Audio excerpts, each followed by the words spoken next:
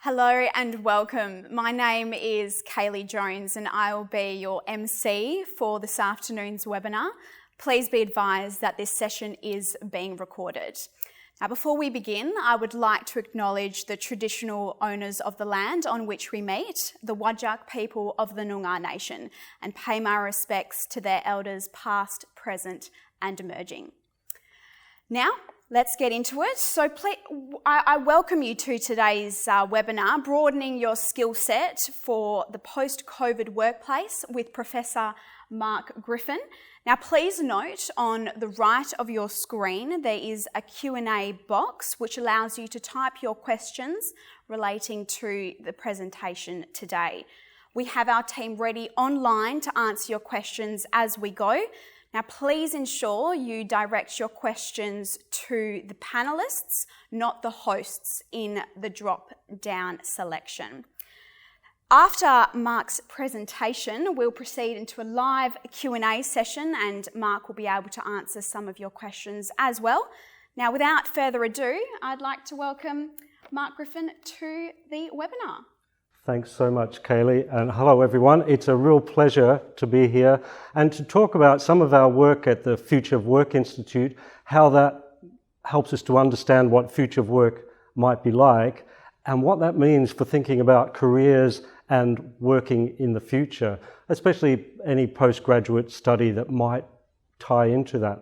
I'll talk about a whole range of things, give you some idea about how we're seeing future work, but maybe not always in the way you expect.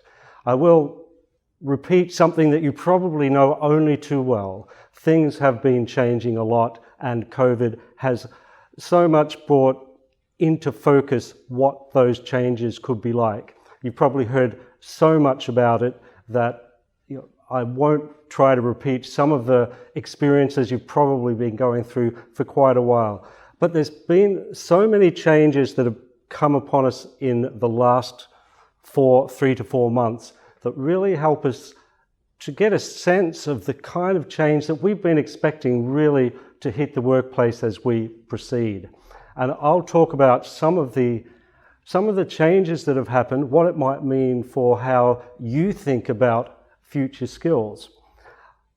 Let me put to you what I think and our research suggests are the most important things you should be grappling with when you think about a future career. And in a way, I expect they're not the things you're expecting. Here, we talk to organizations, employers, we work with a whole range of industries. And what we've ended up is not saying here's specific skill A or degree B that everyone should have, but here's what people are really struggling with. 2 big issues. 1, uncertainty. Uncertainty means we can't predict what's going to happen tomorrow.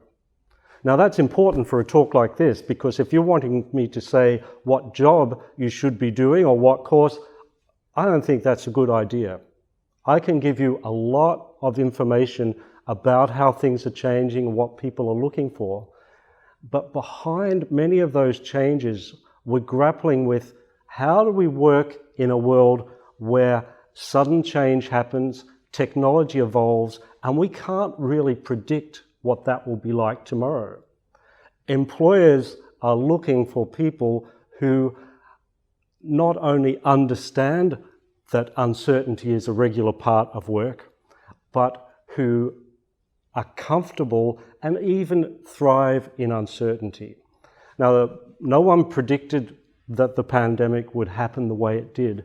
And during it, there's been many unpredictable things. One of the fascinating things I've just recently seen is if you follow the share market, and you're an expert in that area, which I'm not, at the very start of the pandemic, people got out of Afterpay, the company Afterpay, thinking no one will be using that service. So its share price went down. By the end of the pandemic, it had record high prices for Afterpay because everybody was at home and if they could, was shopping online. That was really not predicted by people. So trying to predict exactly where the trends will be is not what we're suggesting. We think the skill that really helps is working in an unpredictable world, and I'll unpack that a bit further. And the second key skill is interconnectedness. And that means connecting with other people in a team, a workplace, colleagues, patients, clients, customers. But it also means connecting with technology. And we're beginning to understand that how we communicate with technology is one of the most important skills we can develop for future work, but also one of our least practiced skills. Believe it or not, even though many of us were communicating on Zoom, Teams, WebEx, Skype, and the list goes on, we realized some of the limitations in our skills in that area and how quickly we had to learn. So we've taken these fundamental ideas that to be an effective future employee, we can specify some areas and skills, and I will talk about those, but underneath them are the capacity to work with the unpredictable and to work in very different forms of connection in the future. And I think we'll see that almost all of the industries that are either expanding or declining have some aspect where it's about working with uncertainty. Let me explain that just a little bit more. Here's a nice 2x2 breakdown of those ideas. And if we look at the left-hand side of that graph there, we see uncertainty increasing. As uncertainty increases, we move away from the regular skills or the learnable skills that you might gain just from studying a textbook or a class where you're taught formal information, moving into how do you cope and adapt to change.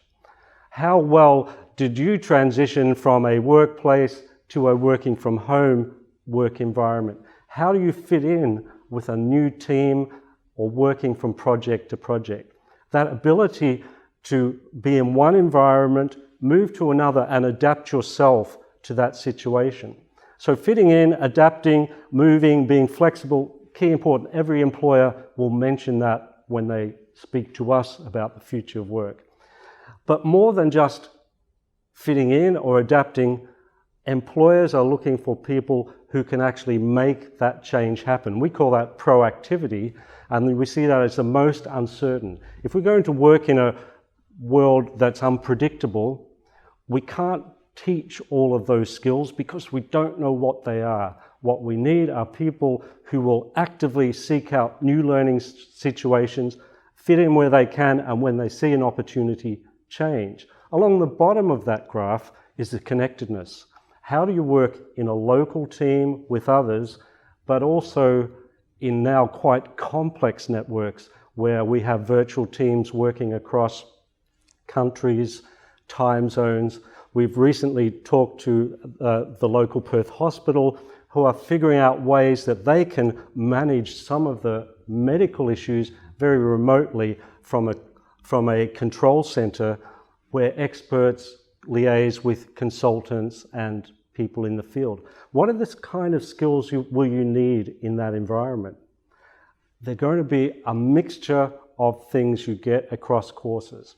But you probably don't want me just to be saying what are these fundamental skills. You want to know a little about where are the opportunities.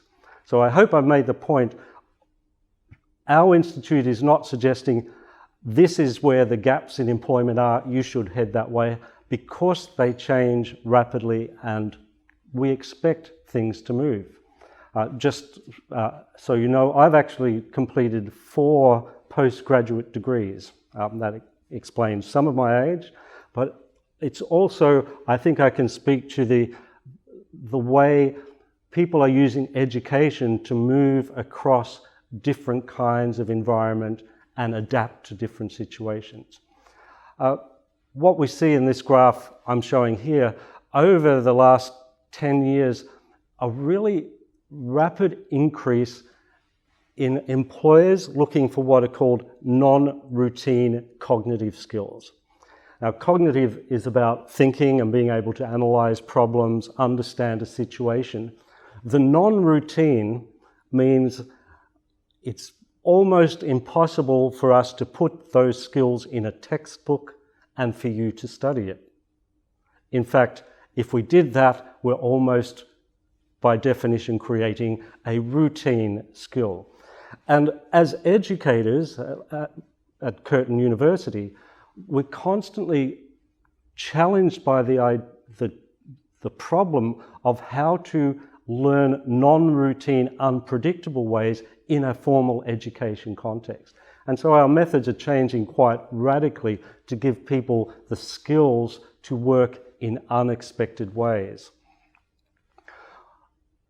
With these slides and the information you can get from here and on other reports and on the net, you can identify areas where employment is growing and not growing. We're seeing rapid expansion in healthcare, for example, and we're sadly seeing decline in manufacturing. But I think that's a good example where we just can't predict the future, because if we're successful as a nation, we will be able to increase some of our manufacturing capabilities. But at the moment, what we see are those changes in healthcare. But what does it mean that there is a healthcare opportunity? I think we have to recognize there are many different jobs within that growing domain, which could range from the engineering of robotics to quite interpersonal care and counseling. All of those will fall within one employment domain. So it doesn't tell us exactly what we should be doing just by looking at the numbers. Again, we can look across sectors like here and like this graph shows, and see areas like manufacturing where there has been a decline, and healthcare and aged care where things are growing. This is important information for you to take on board and seek out this information, but it does not give you the answer to where I should be going in my career direction.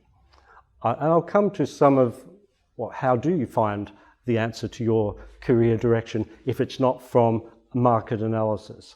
What are some of the non-routine skills employers are looking for are really evidence of critical thinking. Where have you solved a problem? Where have you collaborated really effectively in a complex team?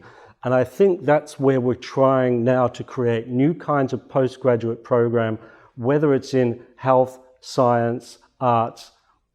All of these kinds of courses are creating opportunities to develop at a much higher level than we might have thought in the past, that collaboration capacity, the ability to see a brand new problem and work in that.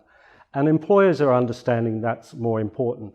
Yes, we have some evidence that postgraduate study and further study does lead to stronger employment. We do expect that to continue. So these figures here that you can digest more at your leisure point to some of the advantages overall that people see from undertaking further study, either in coursework or research. But I want to take one final sidetrack away from the idea of what's the market looking for, what are the courses available, and highlight something that you've told our people here is really important and employers are looking for, is a passionate involvement in what you're doing. Now, fortunately, at the Future of Work Institute, we have some leading world researchers who study motivation and passion. And I'm taking here from their research to say, what does it mean to be motivated or have a passion for a particular work or role that you're going to undertake? And what this picture shows, if you take some time to look across, is there's a whole spectrum of how you might be motivated to pursue a career, learn a new skill, or undertake a course of study. And many of those reasons are what we call extrinsic motivation. They're driven by something outside of you. The market wants this. my family expect it of me, it's my duty. I might earn more income, I might have a more secure job. We would say all of those reasons for pursuing a career or a job or a skill are still external to your passion. And that only on the right-hand side, where we call intrinsic motivation, that you manage yourself, can you really discover what's important for you. And intrinsic motivation really comes from what you're interested in, your enjoyment, the things that matter personally to you. And I really can't emphasize that enough. That whole picture shows a big range of reasons we might be motivated to undertake a course, work in a job, seek promotion. But ultimately, the direction we go that will be satisfying is one that connects with us personally and our own values and interests.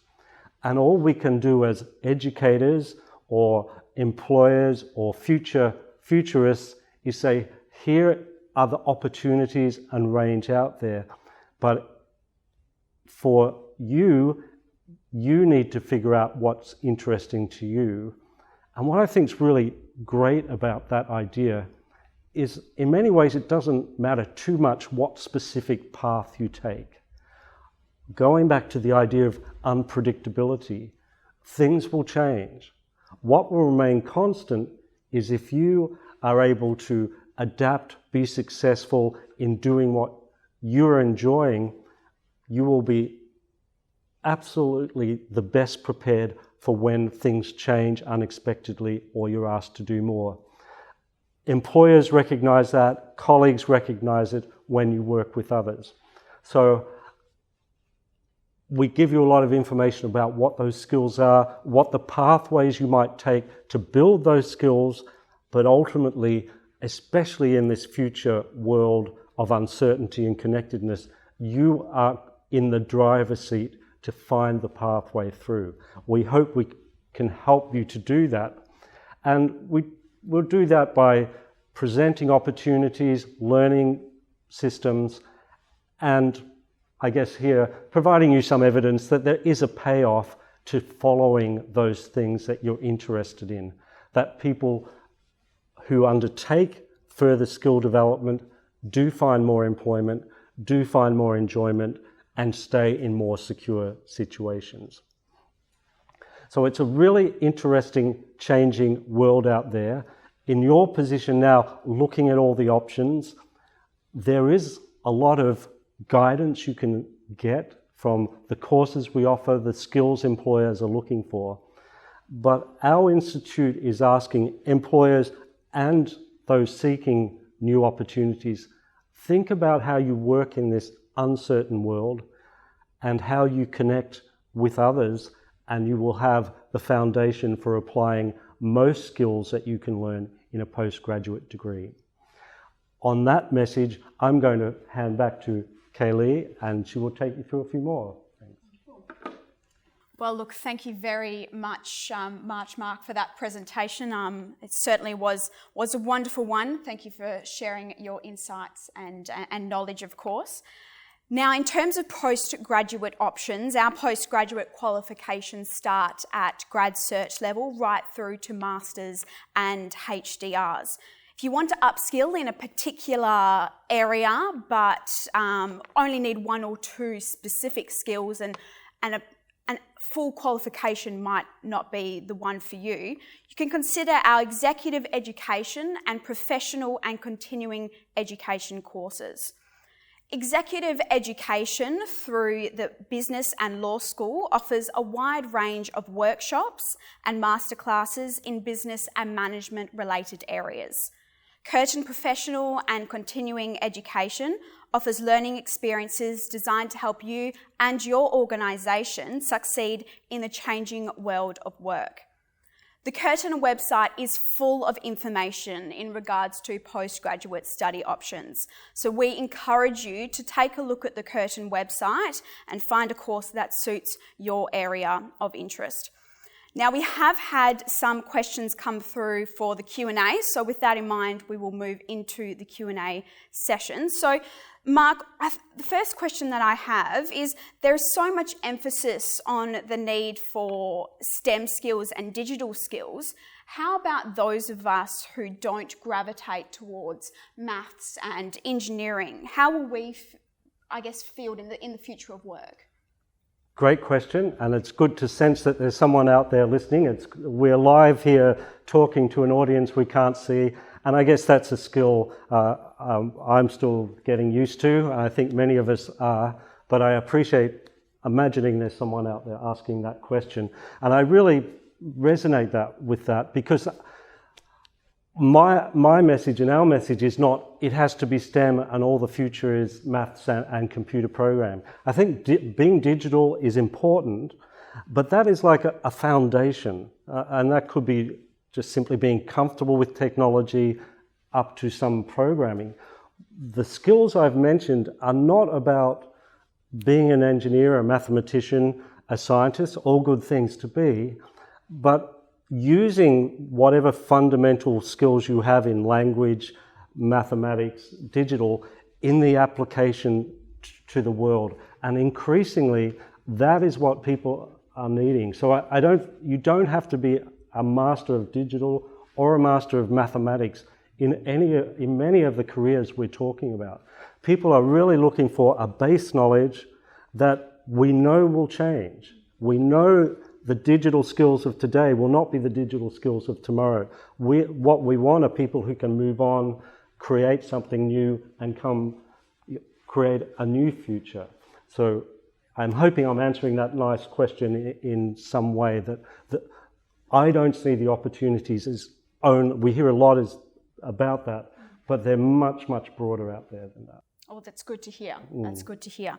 And look, another question, can you give some examples of jobs that require non-routine cognitive skills? Some jobs that require... the hardest thing would be to think of a job that does not have one of those. So I think of all the people I've talked to in the last day, there's been police, doctors, nurses, managers, taxi driver.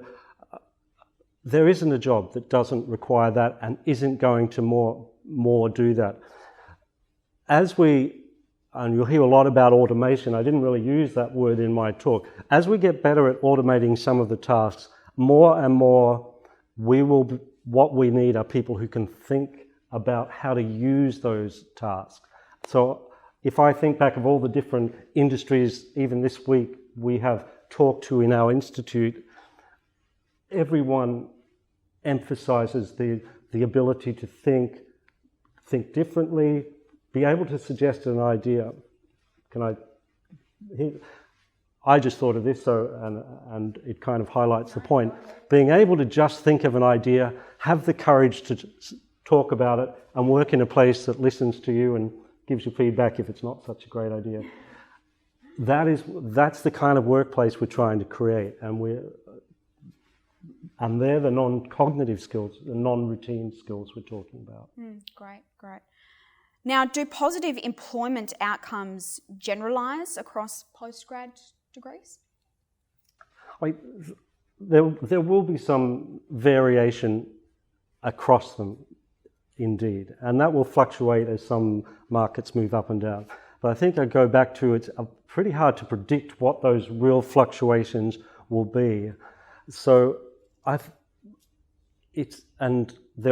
come across some recent examples where in quite technical roles, we're looking for people who have been good at literature, who can think, articulate, present their ideas, is just as valuable as someone who could write the code to present the software. I mean, these things are working together. We're more and more looking at project teams with multidisciplinary people who can shift in and out of roles. So I really don't think there's one group of degrees or courses that are somehow not leading somewhere. it's how you're learning in those courses. Now, postgrad degrees don't always have better job salaries, especially in a very competitive labour market. How important, from your point of view, is intrinsic motivation to just sort of, I guess, hang in there? It's really important. I mean, as I said there, I think it is the key. Perseverance comes from your own self, and perseverance is really the key to all of those studies. Whether you think about the salary at the end or not, more and more, and that's up to you and how you manage, we call it regulate, how you regulate your motivation. But how you manage your motivation is up to you, and salary can play more or less a part in that. But even if you look at most jobs, there is less a clear salary progression and much more a fluid movement that you will start somewhere, move somewhere else, and it's that process of developing skills that does lead to a salary bonus in the end, if that's how you progress that way. Sure. Now, we've had a question that says, how do you see the role of project management or managers fitting in with the new world we find ourselves in? Great. I think there's a really growing place for managers.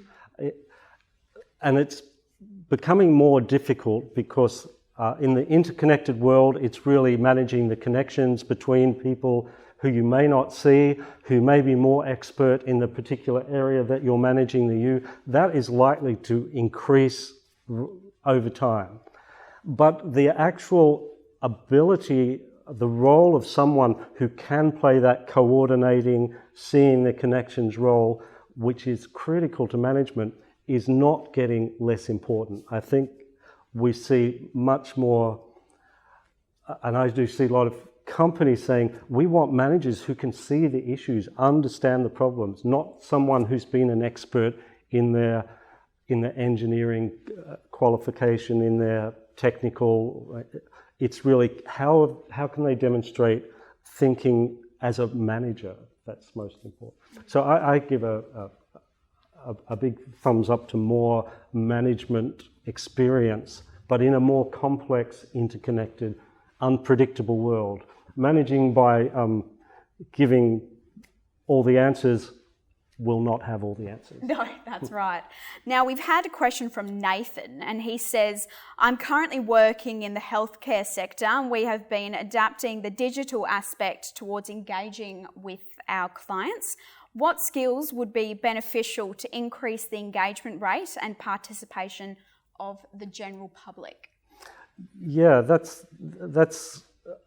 a really good question that we have to look at. We tend to look at a few levels. It's obviously we want our healthcare agencies, whether it's hospital, aged care, also have to think how technology is being adopted. I think we have to focus much more on what is the purpose of the technology, whether it's a sensor on someone detecting someone's health or an iPhone for communication. What are we trying to achieve with that technology? Too often, I think, we expect the technology has the answer to what it's there for. That's actually not true. The technology is there to do something that we want to achieve. And I think the skill is really to look beyond the technology and understand what's it for, what's it trying to do? Because my role is to do that. And if the technology helps, then fantastic. But if we start as an organization saying, oh, you must use this technology and forget why we're doing it, then the people using it won't like it, and the people expecting it to change won't happen. Always ask, what is it trying to do? What's your camera trying to do there? That's that. Now, final question that we've got here. So what postgrad options are offered at the Future of Work Institute? Will they make us job ready? It's a big question. That is. At the Future of Work Institute, we work mainly with organisations on projects, so we're very research focused, and we tend to have opportunities for postgraduate research either at master's or PhD level. But we also are offering more internships We're part of the business school, so we interact with all kinds of courses in the business faculty and law, but also across engineering, health, and the arts and humanities. So ourselves, we're not offering a whole lot of opportunities except for those participating in our projects, but it's through our links with other courses across Curtin that we try to give value to postgraduate study. All right, wonderful. Well, look, that concludes the Q&A and that also concludes our presentation. Look, thank you again, Mark, for giving up your time today. And of course, a big thank you to our online audience for tuning in and of course, sharing your questions with us. Now, if you do have any further questions in relation to postgraduate study or Mark's presentation from today, please keep an email, keep an eye out, I should say. Keep an eye out for an email that we will send to you after the presentation is all done with details on how to do so. We will also share the presentation slides and this recording with you. Now, for now, our team will remain online until about 5 p.m. to answer any additional immediate questions that you may have. But otherwise, thank you very much for joining us this evening. Have a very good night, and we look forward to seeing you soon. Thank you.